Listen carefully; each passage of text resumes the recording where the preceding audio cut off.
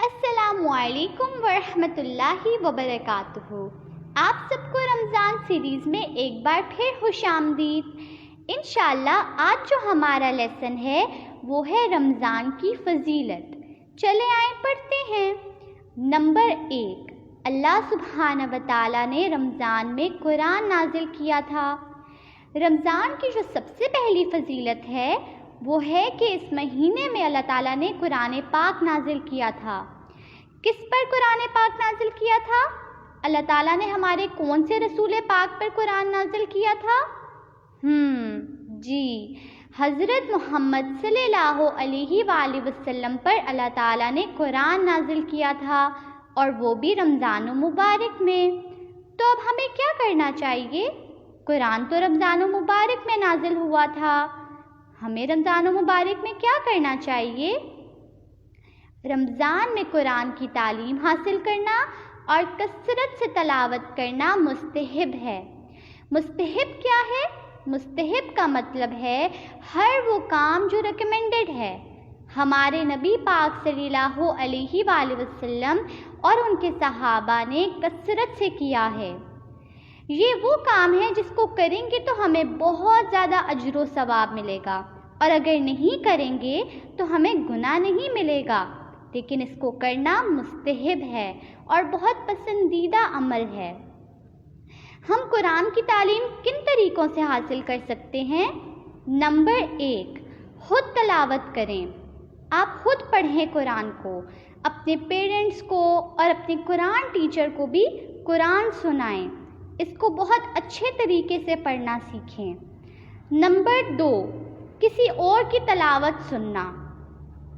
آپ کسی اور کی تلاوت، جیسے کہ آپ اپنے چھوٹے بہن بھائیوں کی تلاوت، آپ اپنے امی ابو کی تلاوت، اور آپ ایون کہ کسی شیخ یا قاری کی قرآن کی ریکارڈنگ بھی سن سکتے ہیں، اس کا بھی انشاءاللہ اجر و ثواب ملتا ہے۔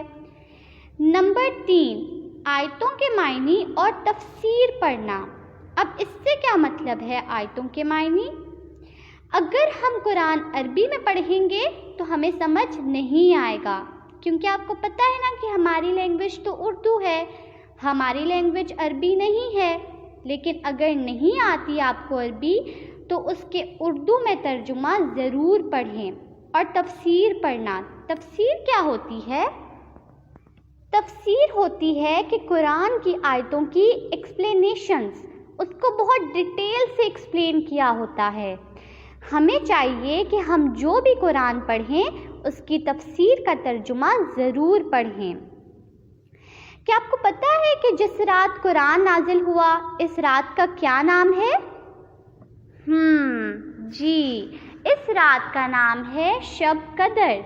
اردو میں کہتے ہیں اسے شب قدر یعنی شب قدر، اور انگلش میں کہتے ہیں نائٹ آف پاور، اور عربی میں کہتے ہیں لیلۃ القدر۔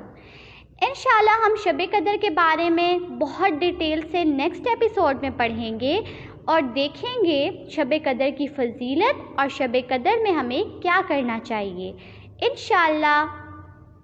رمضان کی فضیلت میں نمبر 2 ہے اس مہینے میں شب قدر۔ رمضان کی فضیلت نمبر 3، گناہ معاف ہوتے ہیں۔ آپ صلی اللہ علیہ وآلہ وسلم نے رمضان کے فضائل میں بیان فرمایا، جس نے رمضان کے روزے ایمان کے ساتھ اور ثواب کی نیت سے رکھے، اس کے اگلے تمام گناہ معاف کر دیے جائیں گے۔ سبحان اللہ!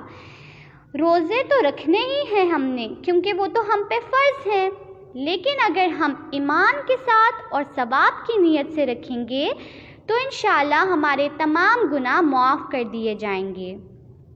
نمبر 4، اللہ جنت کے دروازے کھول دیتے ہیں اور جہنم کے دروازے بند کر دیتے ہیں، اور شیطانوں کو قید کر دیتے ہیں۔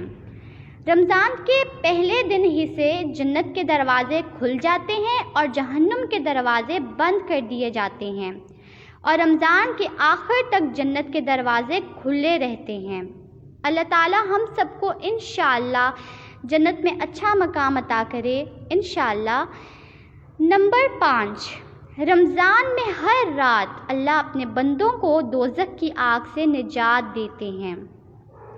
اس لیے ہمیں ہمیشہ دعا کرنی چاہیے کہ یا اللہ ہمیں دوزخ کی آگ سے نجات دینا. اللہم اجرنی من النار. اے اللہ مجھے دوزخ کی آگ سے نجات دینا انشاءاللہ. نمبر 6، اللہ ایک رمضان سے دوسرے رمضان تک کے گناہ معاف فرمانے والا ہے. یہ تو مہینہ ہی مغفرت کا ہے. اس میں ہمیں چاہیے کہ ہم اللہ تعالیٰ سے صبح اور شام ہر وقت اپنے گناہوں کی معافی مانگیں. نمبر 7، جو کوئی بھی رمضان میں رات کی نماز امام کے پیچھے شروع سے لے کر آخر تک نماز پڑھے گا، اس کے لیے پوری رات نماز پڑھنے کا اجر ہے. دیکھا، رات کی نماز جو ہوتی ہے نا تراویحاں، اس میں تو 1 گھنٹہ لگتا ہے. ہم 1 گھنٹہ عبادت کرتے ہیں، امام کے پیچھے نماز پڑھتے ہیں تو ہمیں پوری رات نماز پڑھنے کا ثواب ملے گا. نمبر 8، رمضان میں عمرہ کرنے کا ثواب حج کرنے کے برابر ہے. اس لیے ہمیں کوشش کرنی چاہیے کہ ہم رمضان میں عمرہ کرنے کی نیت سے مکہ و مکرمہ جائیں. انشاءاللہ ہم ایک عمرہ کریں گے تو ہمیں اس کا ثواب حج کے برابر ملے گا انشاءاللہ. آج کا ہمارا یہاں لیسن ختم ہوتا ہے، رمضان کی فضیلت، اور انشاءاللہ ہم نیکسٹ ایپیسوڈ میں ملیں گے جس میں ہم شب قدر کے بارے میں پڑھیں گے انشاءاللہ. تب تک کے لیے اپنا بہت سا خیال رکھیے گا اور مجھے دعاؤں میں ضرور یاد رکھیے گا. اللہ حافظ. السلام علیکم ورحمۃ اللہ وبرکاتہ.